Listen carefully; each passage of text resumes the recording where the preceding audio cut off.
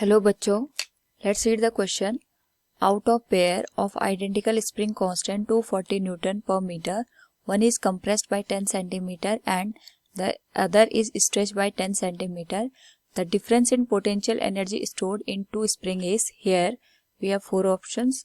Now first of all we will discuss here the key concept, and the key concept is energy stored in a spring. तो जो हमारे पास spring होती है, it can be stretch और compressed. इस particular case में जब भी स्ट्रेच और कंप्रेस होती है फ्रॉम इट्स मीन पोजीशन, इसमें एनर्जी स्टोर्ड होती है in the form of potential energy. Now हमारे पास यहाँ पे दो केसेस बनते हैं.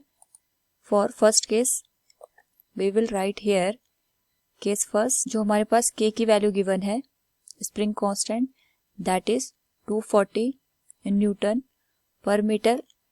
तो यहाँ पे जो कंप्रेस्ड हो रहे हैं spring, that is by 10 centimetre, और इसे हम लिख सकते हैं 0.1 मीटर.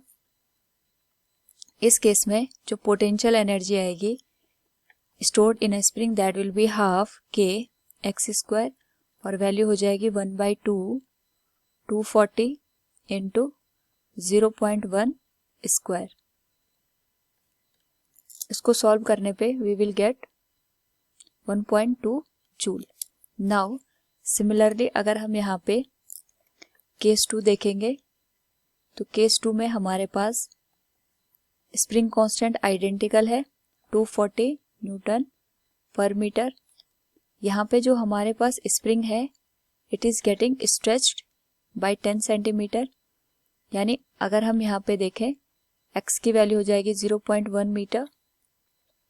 सिमिलरली अगर हम पोटेंशियल एनर्जी की बात करेंगे, इट विल बी हाफ के एक्स स्क्वायर, और ये हो जाएगा 1/2 240 इंटू